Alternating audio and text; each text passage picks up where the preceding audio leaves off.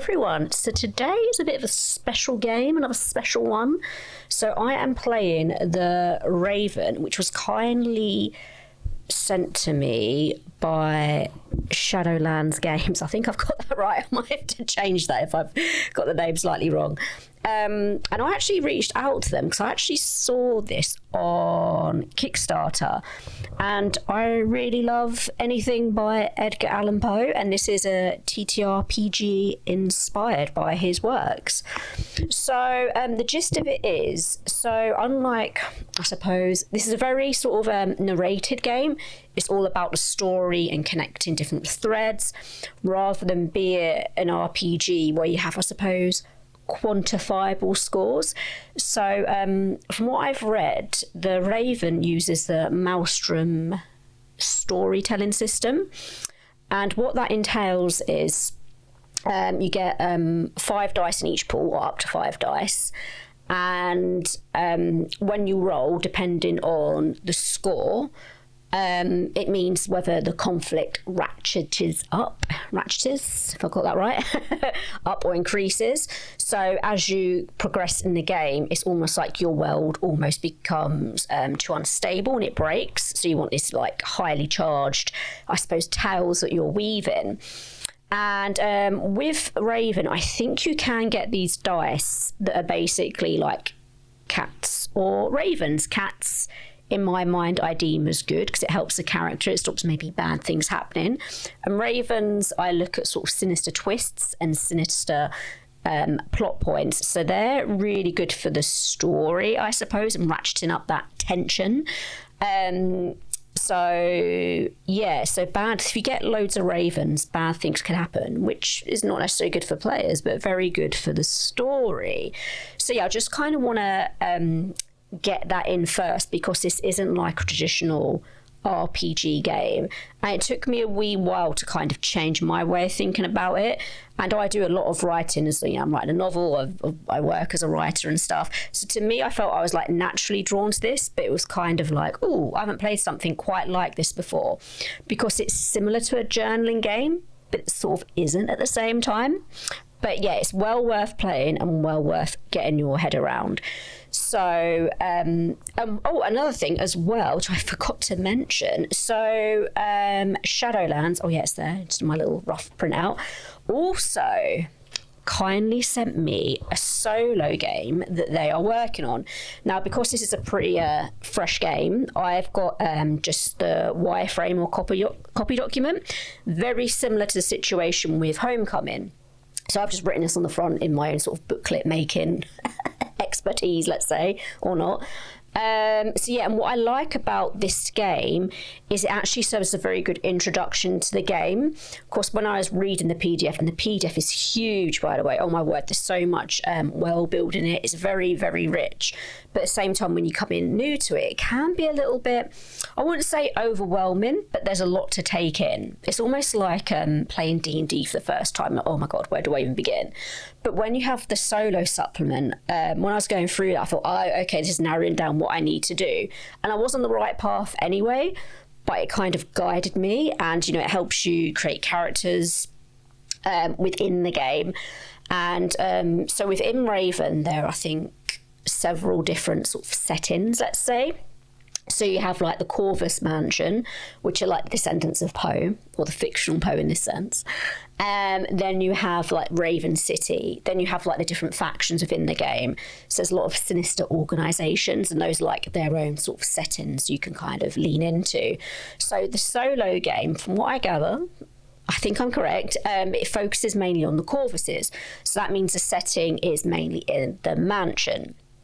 So hopefully as I go on, this should all become clearer. So if we begin, and another thing, what I'm going to do is, because this is very narrative and very, I suppose, I wouldn't say, well, I suppose, yeah, in a way, description focus is all about rich storytelling. I'm going to use some of my writers' thesauruses, so writers helping writers, maybe when I'm developing my character, to kind of get like, just a really rich character. So the theme of Raven, it's a tenebrous, which is sort of a dark, gloomy sort of undertone, which is very, very Poe. So, right, let's begin. So the solo game is called The Ancestral Portrait, and it is an interactive introductory adventure to Raven by Daniel P. Espinosa. Oh, I forgot to put my headphones on. This is a solo adventure to introduce the Raven role-playing game in gamebook format. It's designed for you to lean into both the Raven mechanics and the setting, flow, and typical tone of the adventures. That's the tenorous voice I was talking about. Every choice will have an impact on the story. You'll roll dice when you face a threat that alters the story. You'll accumulate statuses and problems in your character book, which I presume is this. Keep your books handy to choose the one you will use when playing. Okay, that might be something different. So, with Raven, so I've just printed out what I need. So, the PDF is composed of several different books, all like sections. So, book 1 is an introduction to Raven, how to play the game. I will also put up pictures of the PDF in this video because my black and white printouts do not do it justice, and there is some incredible artwork in here. So for this video, I'll see how I get on. I'm just going to progress through the solo supplement and maybe develop a character, dip our toe into maybe like the first chapter. So that's another thing. When you play this game, you're making your sort of annotations. They're broken down into chapters, so it's very much like writing a novel, what this is. So yeah, this is why it kind of, I think, called to me as well. It is very similar to what I'm doing now with my novel, so I can kind of picture what I have to do, but that may be a little bit more difficult if you're coming into this cold and you're not used to thinking in these ways. So book 1 is Introduction to Raven. I think I just said that. Book 2 is create your Corvus characters. So Corvus characters in this book are abbreviated to CC. Corvus characters and like non-Corvus characters, which are kind of like NPCs, I suppose, like the servants, maybe other bystanders, they're called NCCs. So if I say this in the book, that's what it means. I will reiterate this because you probably will forget, and also if someone has skipped this part of the video, they won't know it. So book 3 is Playing Raven. Book 4 is The Magic of Raven. So far I've printed out books 1 to 4 because my character does have magic, the one I've chosen to play. And book 5 I've also, I believe, printed out because the setting is in the Corvus mansion, so I would need to know a lot about the Corvus family. Book 6 I haven't printed out because I'm not playing in the City of Raven. However, I would recommend giving it a read just for enjoyment purposes, and also like it does give you additional lore that comes in useful because everything's interlinked. It's all interlinked. I haven't printed out book 7 because I'm not dealing with the organisations. I think I've printed out... No, I haven't done book 8 because that's the lodge. So you've got the Order and the lodge. These are 2 separate organisations. I don't think I printed out Deep Secrets. No, I didn't. Because I think that's a little bit of like... what's the word? Giveaway. It's like endings. It reveals sort of, things. So it does say a warning, don't read this if you... want to play the game without kind of knowing the sinister undertones, what things are. So then I've printed out books 10 to the, I think, appendices and help templates. So I think what I might do in my usual style, so I've read a little bit about the solo game, which will be my guide for playing this. And, revealing the character I'm playing. We'll turn that over for now. So yeah, I might just read like the first few pages to give you a flavour of what this game is like. So yeah, we're on book 1, the Introduction to the Raven. So yeah, to give a little bit of flavour, we have like a little prologue from Edgar Allan Poe. So, once upon a midnight dreary, while I pondered, weak and weary, over many quaint and curious volume of ancestral lore, while I nodded, nearly napping, suddenly there came a tapping, as of someone gently rapping at my chamber door.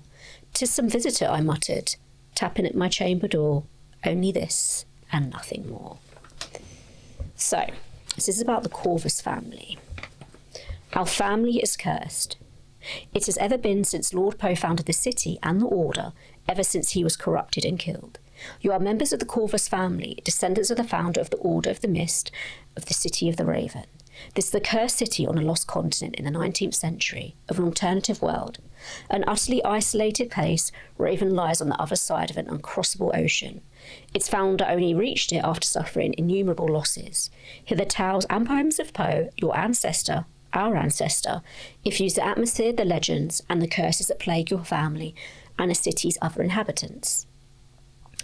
As you know only too well, each night a mist descends upon the city, stealing the souls of anyone foolish enough to venture out from the warmth of their homes.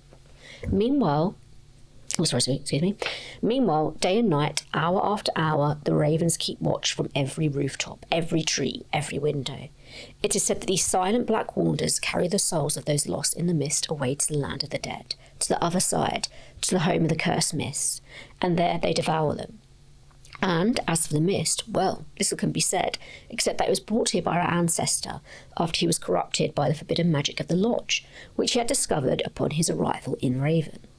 Consequently, we in the Corvus family have lived 200 years as a dynasty of cursed aristocrats as film, and mages. The Order distrusts us, distrusts you, and conspires behind your backs, and the ghosts of the mists have always tempted us to follow the path of Lord Poe. I know what your lives are like, because mine was just the same, before I lost my soul. It matters not when you read this letter. I know that you live in the shadows of a mother and father, who love you, but fill you with fear in an enormous ancestral mansion, where silent servants tread the corridors, and mysteries and shadows lurk around every corner. And of course, being good Corvuses, you each have your secrets, your magic, your beloved, and your curses. But don't get too settled.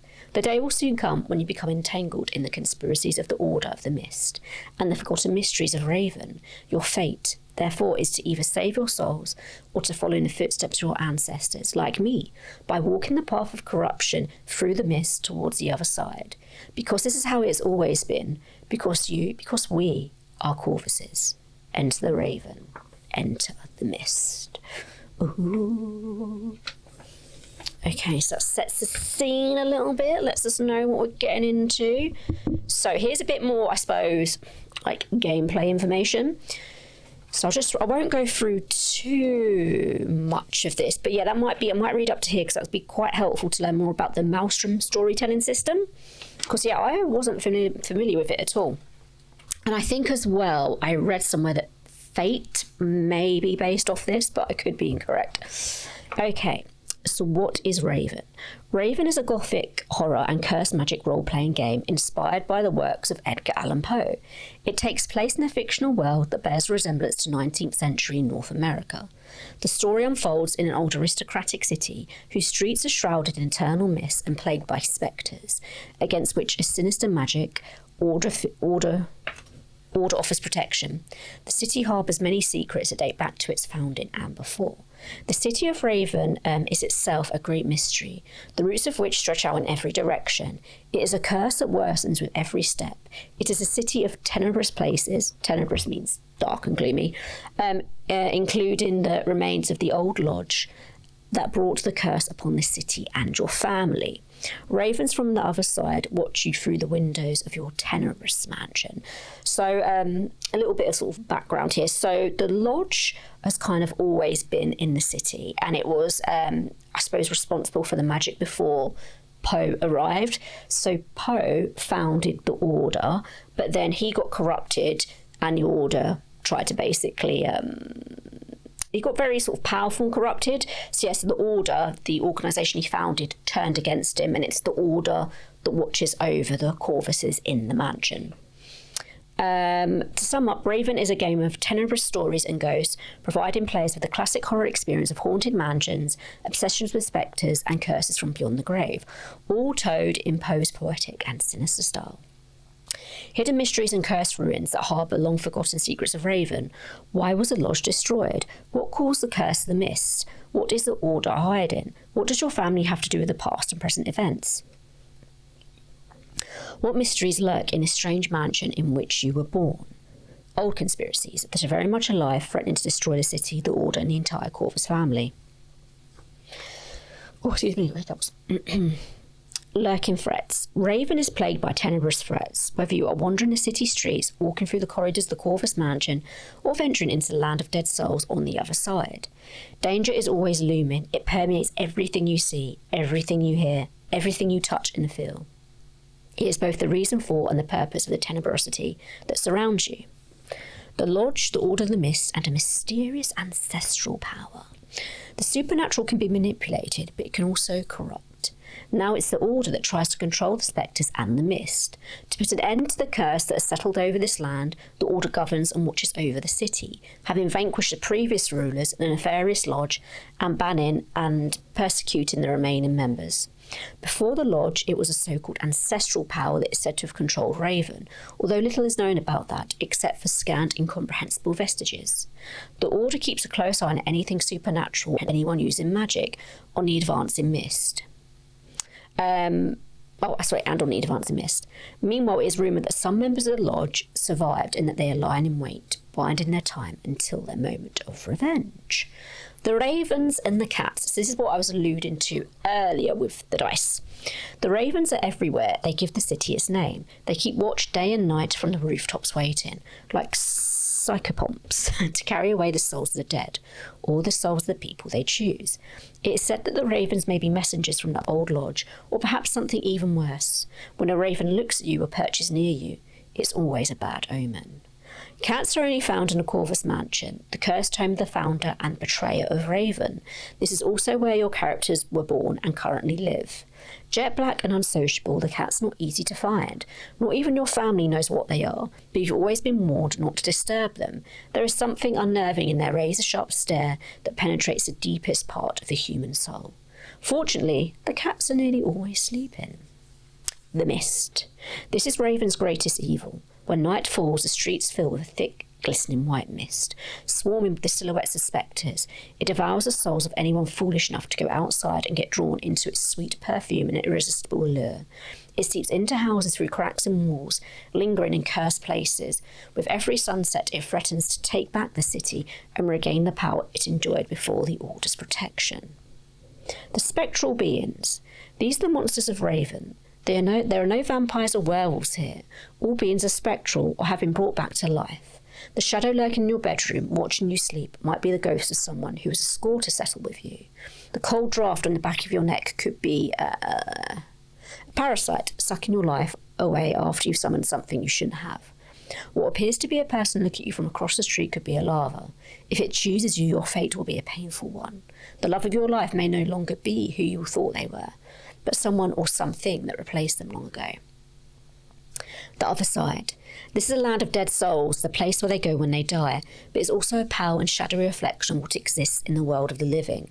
The streets of Raven, its buildings, its cursed places, surrounded by an immense sea of mist. Everything there is pallid, translucent, beautiful, and eerie.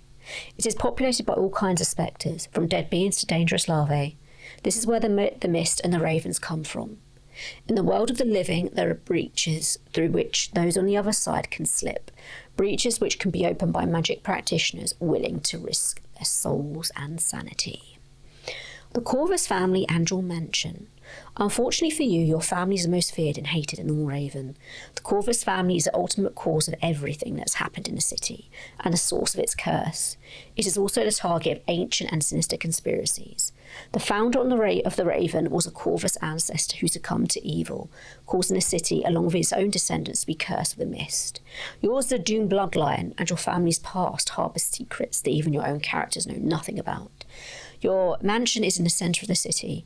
The Corvus family has lived there for 2 centuries, but the building is far older than that, and all its mysteries date back to the founding of Raven.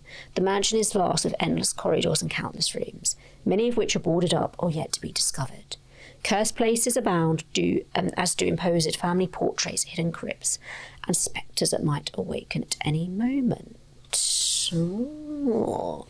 So yeah, if we go back to the solo game, you may have noticed it's called the Ancestral Portrait. So we may be leaning into a bit of a cursed painting, a bit of Dorian Gray, I suppose, sort of style storytelling. So now we're going on to the Maelstrom storytelling system. So Raven is classified as a storytelling role-playing game. There are many ways of defining this term, but in Raven it means that the narrative, characters and storytelling around the table are what matter most. This is not a game that uses tactical simulation or numerical elements. A narrative is opposed to those sitting around the table. The storyteller, known in Raven as a tenebrous voice, so it's kind of like the GM, is responsible for the game's world, and for stories that unfold there, introducing the conflicts, threats, mysteries, and playing the actions and reactions of NCCs, so for non-Corvus characters. Or CCs, Corvus characters. Describe twists resulting from threats, purpose elements, surrounding their stories and roll dice. Both the tenebrous voice and the players will look for the most enjoyable way of resolving a given situation. Raven revolves around 3 central concepts. Plot twists. During a game session, both the tenebrous voice and the players can generate plot twists. These are important events for the tale as well as for the characters, making the story more intense, fun and unpredictable. The CCs create twists when they roll the dice to resolve a threat. For example, a mage is keeping guard over the cell where the CC's nephew is being held. Changing the story's direction for better or worse, depending on the result, either escape with your nephew or be taken prisoner. A twist thereby resolves an entire scene. So in a way, the twists, I think, act as almost like what I would use as an oracle. So yeah, you just roll for it, and I think this is where the raven and cat dice come into play. So for example, if you get more ravens, you're held prisoner, but if you get cats, you're not, you escape. A twist thereby resolves an entire scene. A roll is not made for a small action, but rather to determine the problem is overcome or not. For example, a twist would not only be to open and lock on a cell door, but to resolve the whole process of rescuing your nephew and getting back safely to the mansion. So this is where I think it predominantly differs from sort of other sort of RPGs like D&D, where it's like every single action you roll for. This is very much looser. And yeah, you're kind of resolving simple, like bigger questions, like entire scene changes. So I think with this, you're not constantly rolling dice. You're kind of just, rolling with it, just telling stories. The tenebrous voice can provoke twists to create complicated situations or threats to be faced by the CCs. For example, if they've been debating what to do for a long time, the mage guard in the cells will appear. Normally such threats are defined in a story, but they can also be unexpected. And I read somewhere in here that as the tenebrous voice, I can introduce threats whenever I want. And I think I might be doing a lot of that because we do like a bit of conflict. The dice are only rolled by players to resolve a threat with a twist. Players can obtain the following results.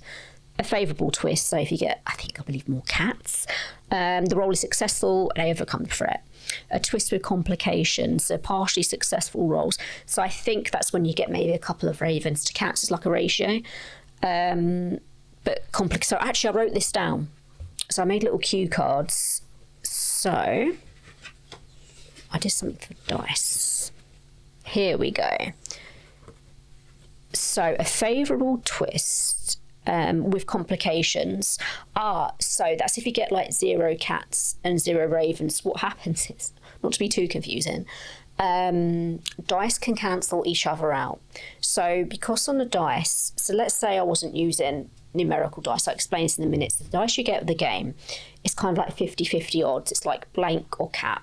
There's no in between, blank or raven. So if you roll a dice, you can get a blank. So that just means nothing. So let's just say I roll 5 dice and I get 2 cats and 2 ravens. The cats cancel out the ravens, so that actually means 0. So when you get 0, that's a favourable twist for complications. But let's just say I get 3 cats and 2 ravens. I'm actually left with 1 cat because 2 cats and 2 ravens cancel each other out. That could potentially be a favourable twist. No, it isn't. So if I'm left with 1 cat, that is still with complications. But if I'm left with 2 cats, that's a favourable twist. So we need at least 2 cats for a favourable twist, 2 ravens for a more complicated tenebrous twist. And for a favourable twist with complication, it's 0 or 1 cat or 1 raven. Hopefully I'll explain that. Okay. So, twist with complications, partially successful rolls, like we said before, 1 cat or 1 raven, and thereby overcoming the threat, but complicating the story in some way. A tenebrous twist against the players or failed rolls, meaning they do not overcome the threat or do so at high cost. So, 2 ravens No cats. Yes, I think so. Yeah, or generally just more ravens. But we'll see. We'll always go along. I mean, the game says not to get too hung up on the dice. Just kind of, just go with it. The Tenebrous Voice does not roll dice. I will be, because I'm playing as a solo, but defines the threat to be faced on a dice roll and the unfavourable twist that will result if players fail. A twist should always enrich the lives of their CC, even if it is harmful to them. Resolving the mystery is all well and good, but the story will be more fun if there are unexpected twists in the way. In Raven, you don't play to win, you play to enjoy this tenebrous world. So kind of what I was saying earlier, sort of at the heart of storytelling is conflict. So for me, it's not, when I go into this game, it's not about completing a quest or finding out. Yes, you do that in here, but my enjoyment comes from the actual storytelling. So for me, I kind of want bad things to happen to these characters. Obviously, I don't want them to die because that could potentially end the story, but I'd always bring something in where I can maybe get another character on the go. So yes, keep that in mind when playing this. It's kind of like, the enjoyment comes from the playing rather than the end goal. So the Maelstrom of the Tale. Raven adventures are called tales because they have chapters, exposition, development, tension, and resolution. This structure is called the Maelstrom. Basically like writing a novel. A whirlpool of increasingly dangerous events that steadily rack up the tension. In a roll, you pit Corvus dice against missed dice, cats and ravens. And in each successful chapter, you come up against a greater number of missed dice. And the exposition, the tension is low. Okay, it's nothing I have to explain. When you first start playing the game, you're kind of at like a lower rank. So I think you're at exposition.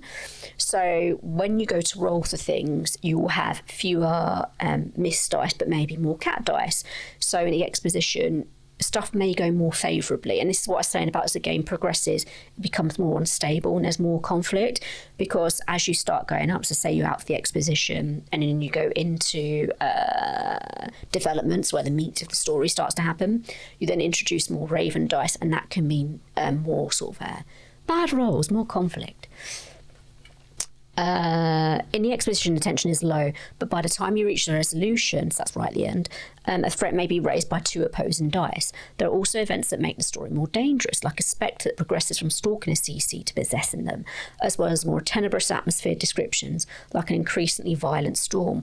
All of this serves to shape the tale and fuel the tension. The Corvus characters are at the centre of everything.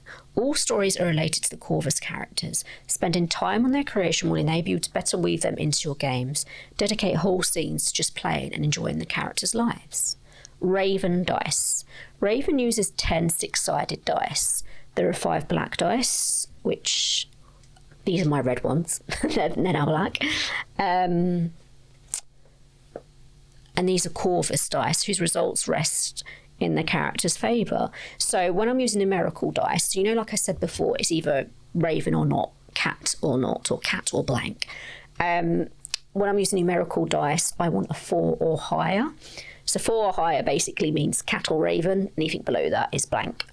I call cat, so right, read again. Raven uses a 6-sided dice, there are 5 black dice, Corvus dice or DC, whose result counts in the character's favour. Successful rolls 4+ are called cats. After the eternal inhabitants of the Corvus mansion, there are 5 white dice, missed dice or DM. So that's a threat. Again, successful roll for a threat is 4+. These are called ravens, after the city of the ravens' greatest threat and the family's eternal temptation. Both types of successful roll cancel each other out. So this is what I'm saying, right? So if I get 4+ on red and 4+ on blue and green, so raven versus cat, they cancel each other out. So ideally what you want for more conflict, you want more ravens, right? If that was your goal, more conflict, horrible things happening to your character. You want to roll as many ravens as possible, because obviously if you roll a few cats, the cats will cancel out the ravens and you want to be left with like, say, two ravens or whatever. Do you need to read Poe? To enrich your life, yes. To play Raven, no. Raven draws inspiration from Poe's works for its atmosphere and themes, but is not an attempt to reproduce his stories and poems. What you need to know about Poe is in this book. Everything is infused with his spirit. That said, if you and your table have read Poe, it will enrich your understanding of the game's themes, parallels and homages to the Master of Horror, and you will be able to use what you have read in your games. So this is an example of play. I won't go through this because I'll be doing that anyway.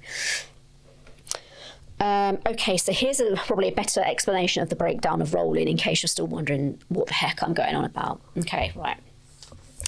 If 2 plus cat survives, there will be a favourable twist in the story. If 2 plus raven survive, there will be more complicated with a tenuous twist. If only 1 cat, 1 raven, or none survive, there'll be a favourable twist with complications. Okay, I did get that right then. It's just my dodgy note-taking. I put a errant comma in there. I was like, sort of changed my interpretation of it. Okay, so extra tension, bad stuff, 2 ravens left over, right? Good things, help characters, maybe not as much tension, 2 cats.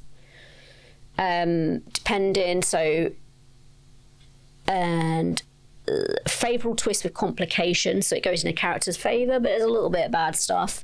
1 cat, 1 raven, or 0. So when you roll dice, at the very least, you will get a favourable twist with complications. That's your baseline. You'll always get that when you roll dice. But obviously, yeah, if you get 2 of either the cats or ravens, you get a more extreme favourable twist, or you get a more extreme complicated twist. I hope that's better explained now. Any dice with an even number side can be used: D4, D8, D12, D20. I've gone for D6 just because for me it's the easiest process. You can even use coins. If you don't have 5 dice of each colour, throw 5 dice first as a DC, so Corvus dice, and then 5 as a DM, Miss dice. These displays drawings of cats and ravens, so players don't have to count numbers and can enjoy a more immersive experience. See, I would like to have this because to me, having to count things, it does slow me down a bit, whereas if I just saw cat, raven, I know, okay, they cancel each other out. How many do I have left? I'd know straight away. So I think dice might be a worthwhile purchase if you can get them. Okay, that's fine. So remember what I was saying before about the game. It's kind of like, so don't get too wrapped up in the dice roll. And of course, you know, like I said before, I was getting a little bit stuck on what happens when I have 0, what happens when I have 1 of each. Like, just kind of go with the vibe, really. However, what the game says, it doesn't mind you doing that, but please follow these premises and principles of Ravens, kind of things that kind of, you know, respect the game. So, premises and principles of Raven. The ravens are after your soul and they get obsessed. So, Raven's bad. No one can defeat the mist. It can appear anywhere. The other side is a bewildering place. No one is ever safe there. So yeah, when you talk about the other side, don't like change what it is. Like the book tells you what it is and stick to that. The only cats in Raven are in the Corvus mansion. They're all black and mustn't be disturbed. So yeah, don't go around poking cats and doing weird stuff when you're in there. The only monsters in Raven are spectres. Even the weakest is dangerous. You can come back from death, but there'll always be something unsettling. So it's kind of, I suppose, this harks back into, I mean, a lot of Poe. There's always like a cost. You know, yes, someone can go back from the dead, but there's an element of like, you know, what is the bad side? You know, in many other stories as well. You don't just get things for free. Nobody knows all that lies hidden in the Corvus mansion or its perils. There's something unsettling about the mansion servants. Perhaps they're the ones in charge. Every corner of the city has its cursed places. This isn't really as much relevant for us because we're staying in the mansion, I believe, from this solo game. Magic always requires sacrifice. That was what I was getting at before, is everything requires a sacrifice. You bring someone back from the dead, bad stuff is going to happen. Consider what you are willing to offer. The Order is dangerous and it watches you. The magic of the Lodge is deeply corrupting and it tempts you. So I don't think we're going near the Lodge in this, but we might come through the house. Player principles. Your character's behaviour should always be elegant, aristocratic, and sinister. Propose anything you like from your character's environment as long as it entails a tenuous story. Maintain the tone and premises of Raven. Always remember your beloved, your curse, and your personal stories. So these are the 3 things that make up your character. You always, it's kind of like when you, something in writing called like Chekhov's gun, you may have heard of it. It's like, the premise of it is if a gun is introduced in the first act, it has to go off by the 3rd. So always remember, always weave in stuff. Don't just have it out there for no reason. So yeah, if when you're telling a story or in character in Raven, if you're trying to solve a problem or think of something, think, okay, how would I do this based on sort of my life experience as a character or my beloved, you know? If you're doing a game where you're trying, you know, someone, you're trying to find a lost love or a spectre has corrupted your love, you've got to think, how would I react if this, is the person you love most in the world? How would you go about, trying to save them? So yeah, keep that in mind. It will make your storytelling a lot richer. Yeah, don't just start introducing random things. Like, very much, keep in mind your beloved, your curse, and your personal stories. Your curse is very important as well. It's kind of like your flaw in a way. Share your time with your family, even if you do have a sinister relationship with them. It doesn't mean like your family in real life. It's the family in the game, the other Corvuses. This will multiply the tenebrosity. Because everyone in this family is cursed, right? So they all have their own flaws, and they can kind of weave into each other. Be subtle in your supernatural macabre descriptions and actions. It should be elegant, not parodic. Yeah, don't go over the top with silliness. Tenebrous voice principles. Be an elegant yet mysterious voice. Be poetic yet tenebrous. Be aristocratic yet cruel. Be intimate yet sinister. Always admire the Corvus characters. Make their lives unsettling but fascinating. Everything should be coherent with the narrative. Allow all proposals from the players as long as they entail a tenebrous story. Always adapt the story to the themes and tone of Raven. The world is elegant, aristocratic, and tenebrous, just like the Corvus characters. Everything that happens in Raven and in the Towers is caused by a consequence of the Corvus family. Someone always wants something from the Corvus characters, or their family have done something. The Corvus characters always know the threat or the victim personally. In each tale, show a new Raven mystery or revelation. Okay. Right, I don't think I'm going to read this because I kind of know what I'm doing with that. So, we're basically starting a session 0 with the solo game. Let's put this back. So, let's get to it. So, The Ancestral Portrait, an interactive introductory adventure to Raven by Daniel P. Espinosa. This is a solo adventure to introduce the Raven role-playing game in a gamebook format. It's designed for you to learn both the Raven mechanics, the setting, the flow, and typical tone of the adventures. Every choice will have an impact on the story. You'll roll dice when faced with a threat that alters the story, and you will accumulate statuses problems in your character book. Keep these books handy and choose the ones you will use when playing. That said, go to 1. This is the planting of the story. Everything starts here and the danger is still mild. So I think we're still kind of getting up to the exposition, or we're either in the exposition or building up to it. After a night of agitated fog, nightmares, and a cawing of ravens, you feel your Corvus curse stir within you. You know when it happens, someone around you always suffers. Fearful, trembling, you open your eyes, expecting to see your loved one, who spent the night with you in your chambers. But they are gone. Their robe and slippers are still there. They have disappeared, and you know that somehow your Corvus curse is to blame. But who are you? Go to 10. Quite like this. It's kind of like choose your own adventure. So, 10. You can be a tormented necromancer who revives corpses to experiment with them and knows how to handle demon eye, non-human spectres, or an obsessed summoner who lives only to summon spectres, know their secrets, dominate them, or destroy them. Or a cursed poet, an artist of any kind who seeks their perfect work and who can make their creations real, even if they can't control them. And I'm going to be the cursed poet. I will put a picture of this up because it's very beautifully illustrated and laid out. Okay, cool. So we're going to 40.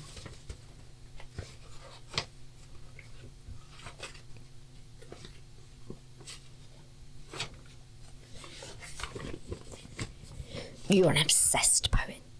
You're born with a crazed mind because you see things in your art that no one else sees. Your life is tied to your poetry, your passion, your addiction, to what emerges from your pen, and to the drugs that silence what you see. Also, I'd like to add, I did actually translate this from Spanish. So yeah, this reads all fine at the minute, but if I read anything that's a little bit like, what? That might just be a translation issue. But yeah, I thought I'd say that now before we go any further.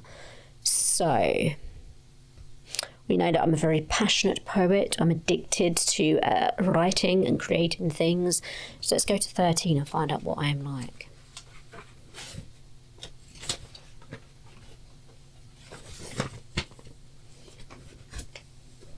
this person is you. Take the corresponding character book from the starter box and read it. What makes you tenebrous, aristocratic, and elegant are your narrative traits. They don't affect roles, but they indicate how you look, how you are. So this is kind of cueing you to rely on that sort of like breadcrumbing, kind of like, you know, don't just invent stuff out of nowhere, is what I'm saying. Your personalities indicate how you face a threat.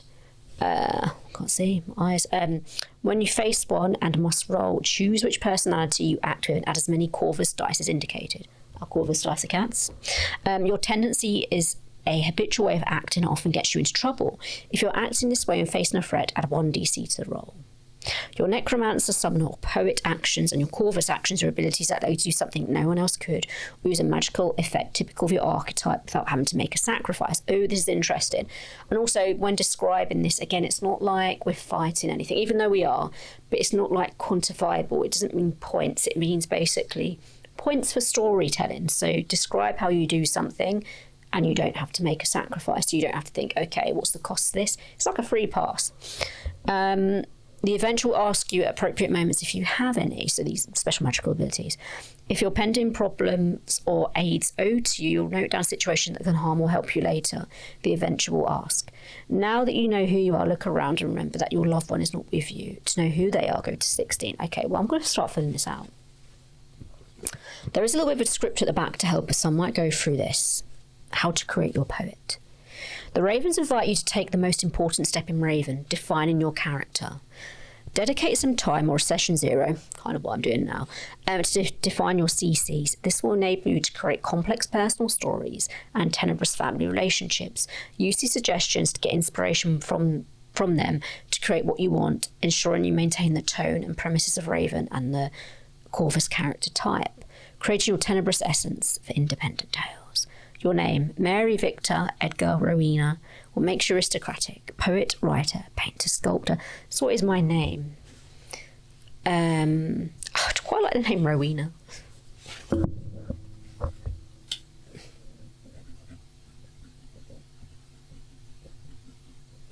Rowena. I might actually write it on here as well.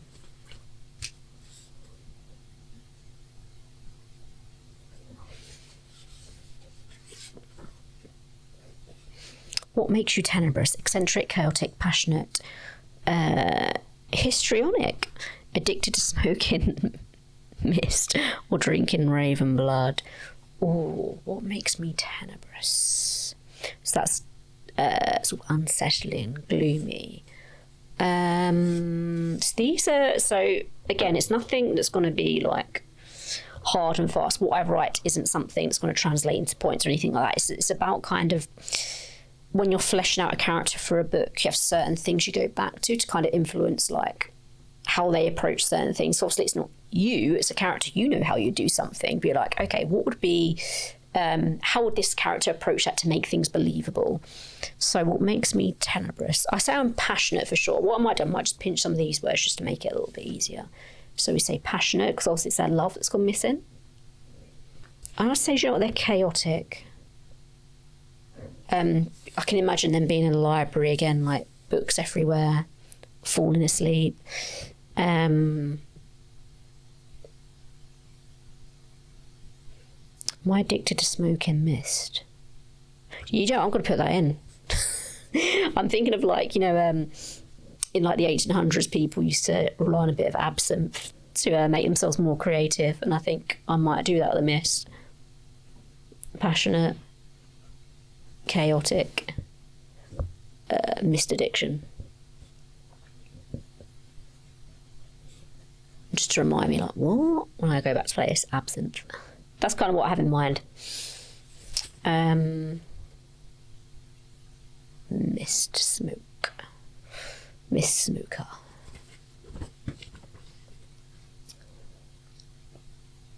What makes you elegant?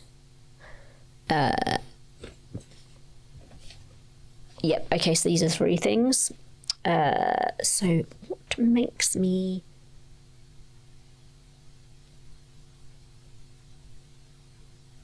elegant? I'm going to be, well, So this was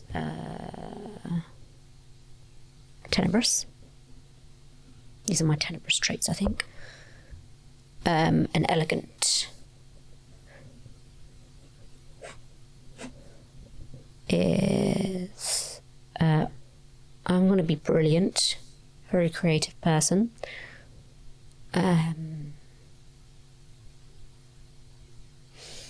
Kind of want to say unconventional, but I know there's a better word for it. They're always kind of one step ahead, and it's kind of a bit of a curse because no one understands them.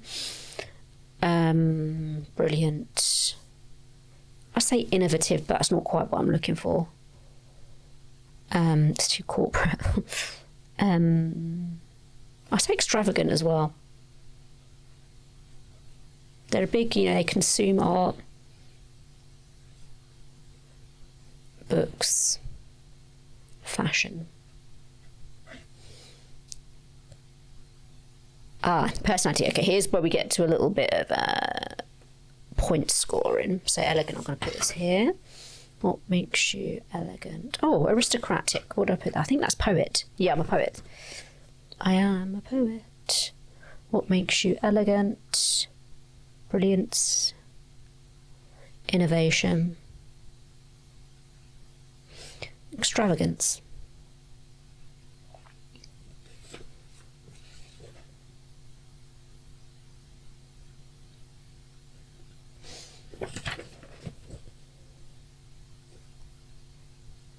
Okay, so now I've got to distribute these scores, and luckily there's a nice little helpful thing down here.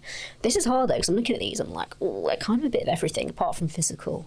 Actually, they're not rational either. Okay, right, so personality.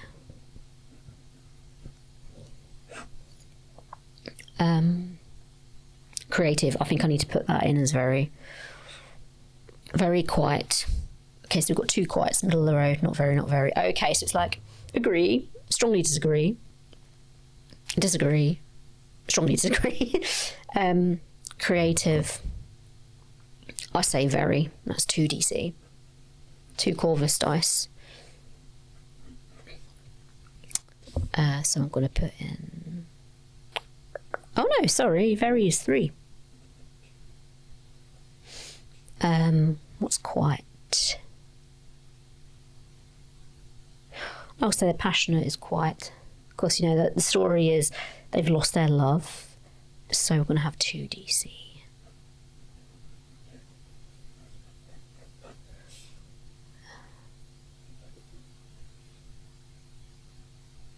And for the lesser quiet, I think learned, because even though I want to put, because I think the creativity and the passion go kind of hand in hand for this character anyway, not as like a general rule of life.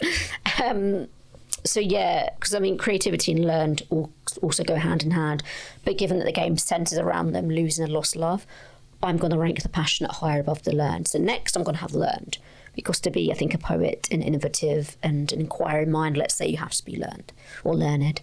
Actions, knowledge and inquiry, so that would be quiet, but 1 DC, I believe. Yeah. Or not a rest, I say rational is next. That is not very. 1 DC. And physical, nothing. Right, so proud, I think. I forgot proud. So up to rational. Yeah, she's not proud. So it's 3, 2, 1, 1, 3, 2. Oh no, 2. There's number 2. Oh my god, I'm getting confused. 3.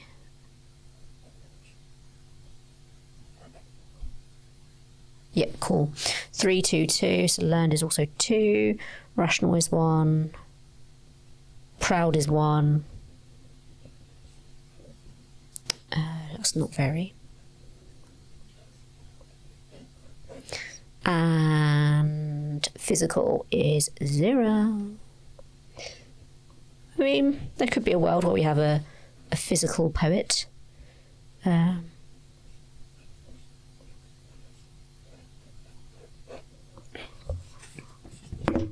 Oops. Okay, so we've got our scores. This will help with our dice when we roll the cats. Tendency, define one suggestion to throw yourself into danger and enjoy. Oh, okay, define. Suggestion, throw yourself into danger and enjoy it. Okay, what does it say about tendency again? Your tendency's habitual way of acting often gets you into trouble. Oh, I know already what this is.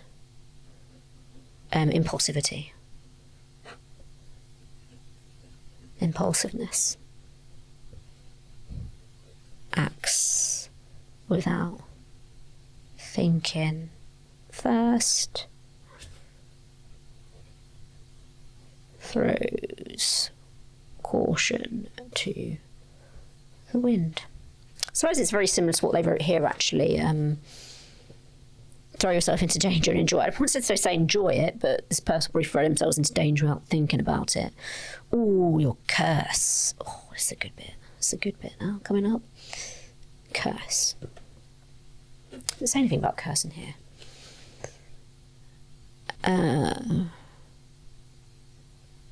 Interesting. Your tendency is a habitual way of acting often gets you into trouble. If you're acting this way when facing a threat, add 1d6 to the roll.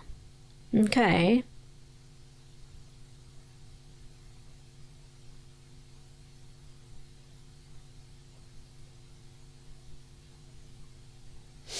Okay. So, if I'm being impulsive,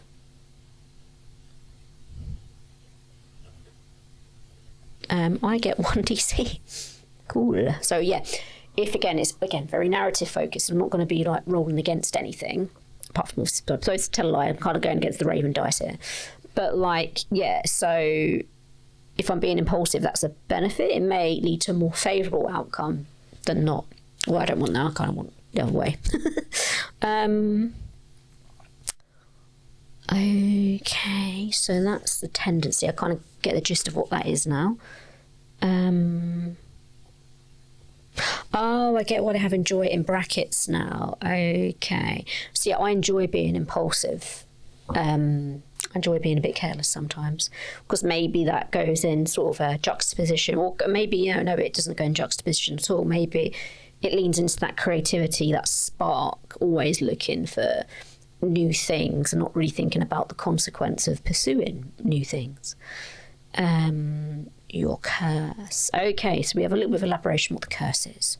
Your curse. Create one sentence inspired by what happens to you when you're sober and not on drugs. Your art is out of control. You see the truth in your art, but to reveal it would bring death. You're obsessed with creating the perfect work of art. If you obsess, and you obsess others, you are obsessed with creating the perfect work of art, and you obsess. I think that should be over others. I should not put this in the fountain pen, it's massive. Over others to achieve it. Your art reveals to you the terrible, but the terrible also sees you. Oh, and this is connected with a loved one, an enemy, someone close to you, or someone unknown, a family member, something of yours, something belonging to someone else. The terrible techniques used for your art. I think it's going to be connected to my loved one, So they got missing. It was my drive a bit of tension, because they're very much sort of like a muse of sorts, I suppose. Your cursed beloved. Create one sentence inspired by they are tormented, powerful, fragile, dark poet, but they are identical to someone you loved who died. Sometimes act like another person. They put you in danger. They are in danger. You only see them at night. They are a rival in your art. God, it's getting dark. And this is connected with Order, Lodge, Guild, Court. Oh, interesting. Okay. So, I referred to earlier the Order and the Lodge. This is how my little person's connected to him. Your sisters and brother. Okay, well, I'm going too far ahead now. Let's go to the curse.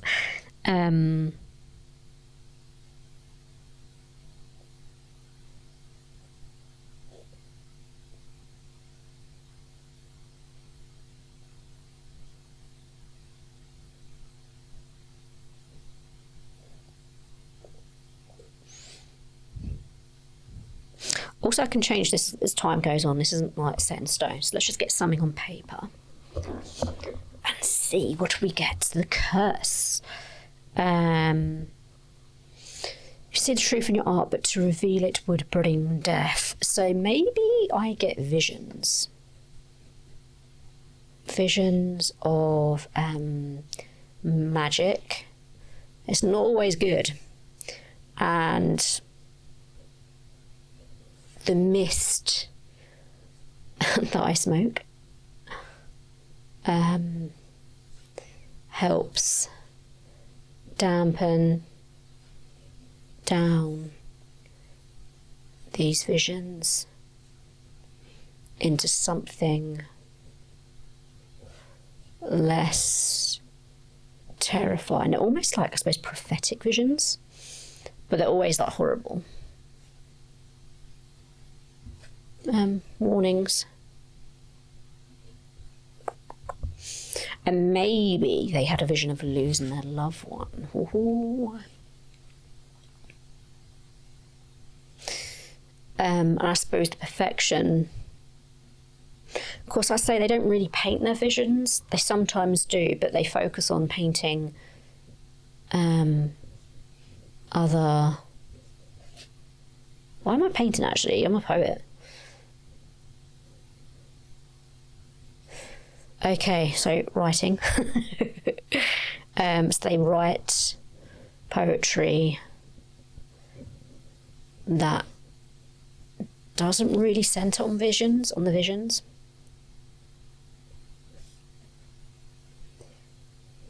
It's like a coping mechanism to deal with the trauma of seeing such visions. Kind of like, you know, in some sort of horror films where it's like a person, they're having a prophecy about what it's like to go to hell or something. You see loads of like fire, brimstone and horrible monsters. That's kind of the vibe of what they're seeing. But their writing kind of is, you know, they write a lot of poetry. Maybe it's based on nature, that they go outside, you know, it's a way of them kind of settling their mind. Nature and other... I want to make other themes in here, but I don't know what. Nature and other themes for now.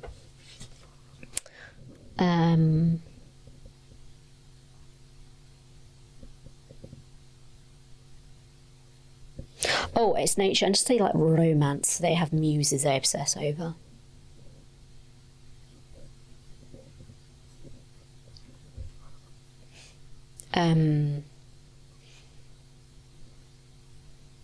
Yeah, they write a lot of tragedies, let's say.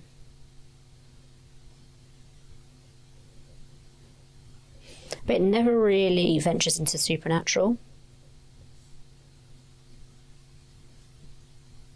Because that would be too close to their visions. They kind of want to escape from the supernatural. So their writing is about love and nature and loss.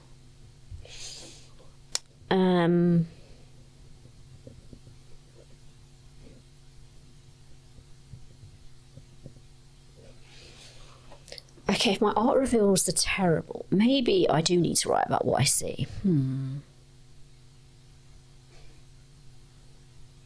Maybe there's a hidden book where I write about my visions. Yep, that's what we do. So there's 2 books they're writing, or 2 collections of work. There's the one that's locked away in the vault that details, you know, that is born out of their visions of like this hellish landscape. And then they have like the book that most people see and talk about, which is their general collection of works about sort of romance, nature, and a bit of tragedy in there, a bit of loss, a bit of, you know, kind of poems about not getting what you want in life, that sort of thing.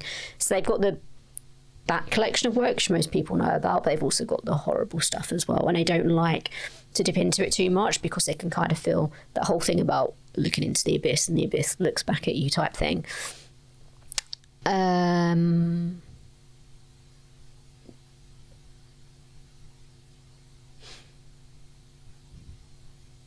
So the horrible book. So how is this art connected?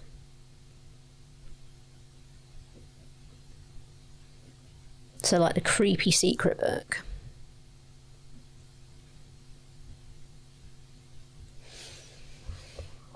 I need to give it a name. Who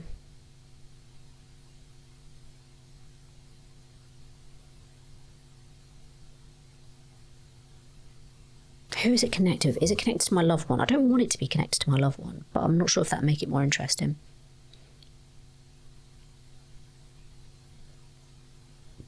I'll say it's connected to a family member. It's kind of like I see my family in these visions.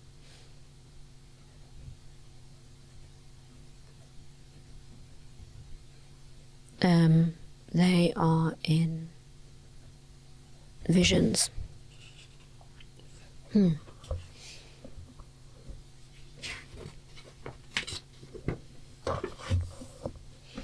is a family member? Might have to get another character out.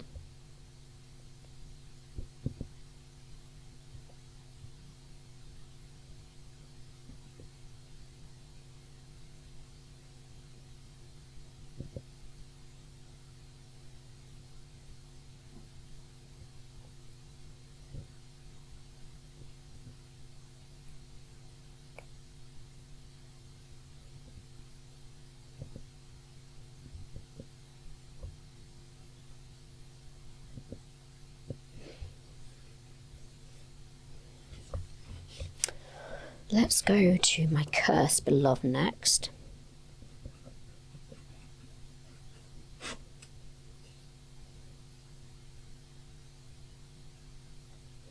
So create one sentence inspired by: they are tormented, powerful, fragile, dark poet, but they're identical to someone you loved who died. Sometimes they act like another person. They put you in danger. They are in danger.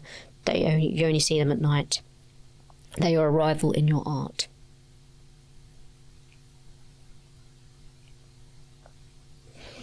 I'd say my cursed beloved is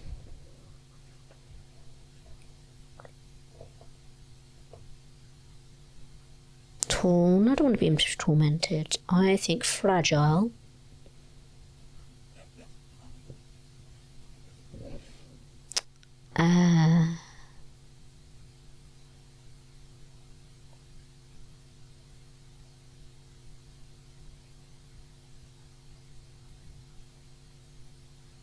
And they are in danger.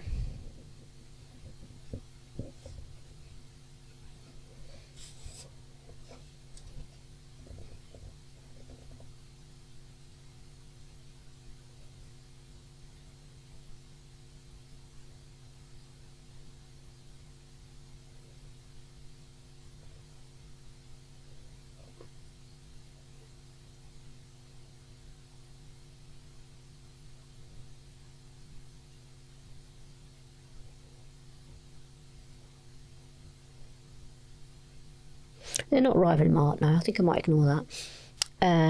But they are connected with the lodge. No, the order. That'll be easier. I know them from. Maybe they're someone that has to maybe keep tabs on me, but there's a romantic interest.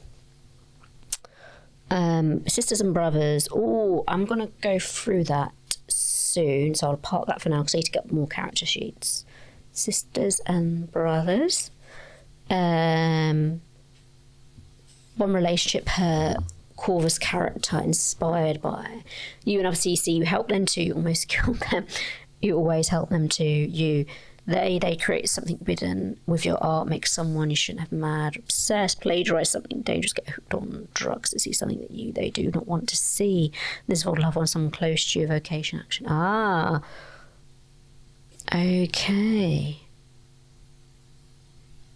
Interesting. So did I print out any more characters? I don't think I did, but I could flick through them on my Kindle.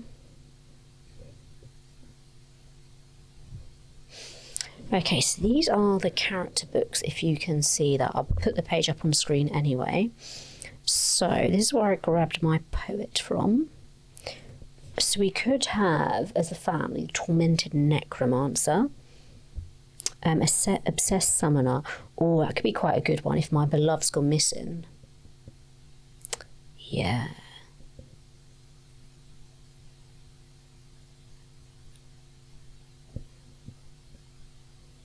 Unsouled being. I'm kind of leaning towards a summoner.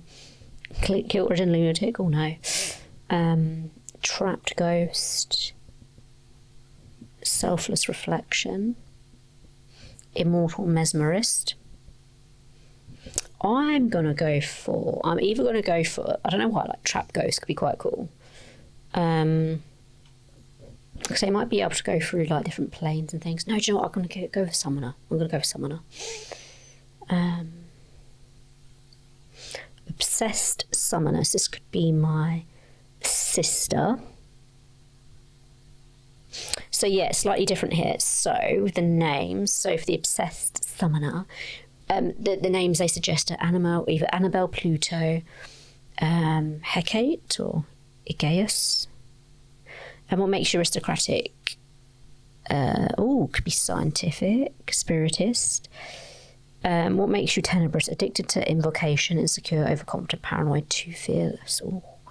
What makes you elegant, languid, pale, fixed gaze, lost gaze, red coven. And it's personality types. Okay. Cool. Right, I'll fill this in at a later time, but I know I've got a summoner. So my sister is going to be a summoner.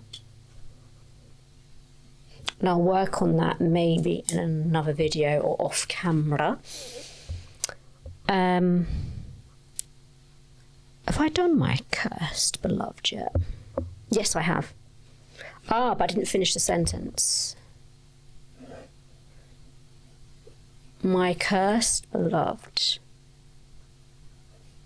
is they're a painter, a tortured painter.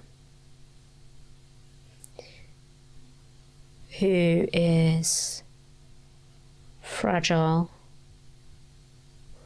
Right, 2 sentences. They are part of the order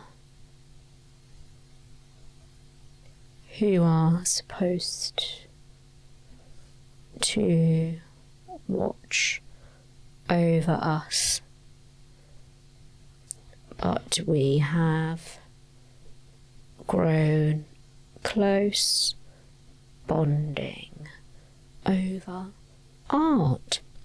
So my cursed beloved is a torture painter who is fragile. They are part of the order who are supposed to watch over us, but we have grown close, bonding over art. Our relationship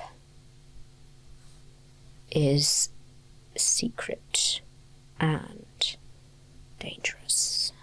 Because yeah, they're not supposed to be together. It's like a forbidden love. I suppose that's why it's cursed. They're identical to someone you loved who died. Oh no, that's not it. They are. Yes, that's sorry. There's several options. I'll keep going back to the first one, but yeah, I'm doing that. They're very fragile, but they're part of the order. So that's the conflict. Is they're slightly dangerous for me to be with, rather than they're identical to someone who I loved, which would be more of a I suppose being trapped in like a state of thinking. I suppose being imprisoned by someone you've lost in a way. So I've got my sister and one sister that I'm going to flesh out, who's a summoner. I'm just going to ignore that bit now because I can flesh that out later. So this is involved with a loved one, someone close to you or family. Choose one vocation action, one cursed action for your CC. Hook. Choose the personality you do magic with. Encircle a magic. Ooh, choose an apprentice. If the voice needs an initial relationship. This is interesting, okay. Right, I might flesh these out a bit later. I'm just going to go through it now because I'm not sure how long this video is getting. Delving deeper into your novel. For long stories or to define as you play. Your personal mystery. Create one question inspired by who or what is not affected by what you create. Tricked you into creating, so these options, tricked you into creating something, read a horrific poem to you with unknown effects, stole your words, and is connected with Lodge, Order, Guild, Origin of Raven, War and Curse of Raven Mist, Other Side, Corvus Family, and Corvus Mansion. Your social circle, when creating your character, sign these people, relationship, your mother, father, leader, the Order, and custodian. You could also sign the following to the guild leader, someone troublesome in the family, a butler, a housekeeper. So these are NCCs, which are also listed in the book. During a game, you can add a pre-existing relationship or a new one when someone relevant appears in a story. Define your magic. So what we're doing here, again, is kind of leaving those breadcrumbs. So then when the narrative unfolds, there's people we can just pick in and drop in. We already know they exist. And they're all part of the backstory. Define your magic initiation trauma for when you learn your art. How do you do magic? Whispering in Corvid language, mesmerising gaze, convoluted movements. I think mine would be whispering in Corvid language. When your magic fails, you pass out, you injure someone, the opposite happens. I think the opposite happens. Your valet, he has no tongue, knows more than you, tells you secret stuff as servants, is a better artist than you, is very old, but I quite like very old, but looks young, is not affected by. So these are options for my valet. Your laboratory appearance. So mine, I think, would be library, because I'm a poet. Library, huge desk, art workshop, art crypt, or old cloisters. Problem, too full of old works, very run down, but perfect for you. Your initial object in your library and tenebrous objects. Create a brief and sinister story for it. Oh, I love this. So yeah, there's a lot to do. So even though it's like, oh, hey, just flesh out your character. So this part of step 13 will take a wee while. And I did know that before doing this video. I was going to do the whole thing off camera and just start straight away. But I figured actually, if you do buy this game, it would be quite nice to see how someone goes about fleshing out a character. So now I've sort of started the wee bits of it, let's say. I'm going to carry on. And my next video will be picking up where I left off. I'll give you a summary of my character in its entirety, their relationships, and obviously because I have to kind of create other little characters off the back of this. Not as detailed as this, mind, but yeah, just so there's enough that we can run with when they come up in the narrative. So yeah, I think I'll leave it there for now, but it's a great little game so far, and I know I'm going to have a lot of fun with this. So yeah, tune in for the next one to see more Raven. Bye for now.